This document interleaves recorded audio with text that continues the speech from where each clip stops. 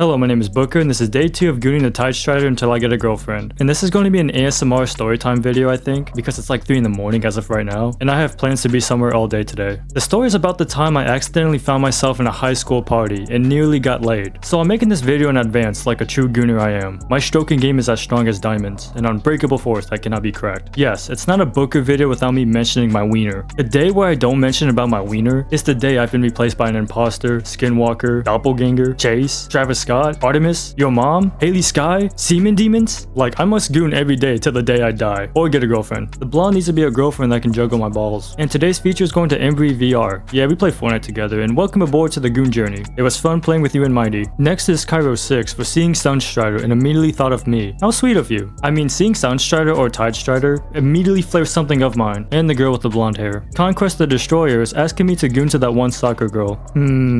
Blonde. We'll see. Light Rider WZ5YD is asking for tips to be successful on YouTube. So here's what I've learned within my 5 years of making videos. Consistency and finding a demographic. You gotta target a specific audience for your kind of content. And most importantly, originality. If people see that you're trying, they will be invested in your content. Like, you have to throw yourself out there and see if people likes you. Because it took a lot of courage for me to throw my voice and personal backstories out there. Also, when you watch other YouTubers, observe and look carefully on how they keep you hooked into watching their video. And watch your own videos and ask yourself, would other people watch this? And improve as you go and learn from trial and error when making videos. Alright, bonus feature for the gooners who use my credit code Artemis. Dog TSPMO, for real, Triple Trouble 9158, Kid the King 789, my name's Nick 777, and Jay-Z Clips YZPTFN. For using my code, Trafish Scott will give you the greatest top of your life. You better have a blonde wig and lipstick on, because I'm feeling romantical. I can see the future is looking like we level through the sky. Alright, so here's the time I accidentally found myself in a high school party, in my own fucking house. I almost got laid in the process too. And before you start saying, high school, but Daddy Booker, you're an adult. Yes, I am. But this was back in April of 2020. I was 17 years old. So this was during quarantine and my parents were out of town for the week. And so my little brother decided to hit up his group of friends to hang out and told them to invite people with them and relay the message. So this was like on a Friday night or something. I can't remember. I just know that no one gives a shit about school at the time because of the lockdown. Best time to be alive for introverts, honestly. And yes, me as an introvert, my bitch ass was playing Minecraft on the PS4, unaware that there's a lot of people in my house. I originally was gonna play Minecraft, goon, go to sleep, repeat. But then all of a sudden, my brother and his friends knocked on my door and said, come on Artie, get in on this. I was hesitant and was like, nah, I'm good. Until I heard a lot of commotion in the background. So I went to check it out. So many people were high off weed and I was amazed to see people sneaking alcohol over to my house. Like, it was such a weird feeling. Like, it didn't feel like my house from the vibe and shit ton of people that are over.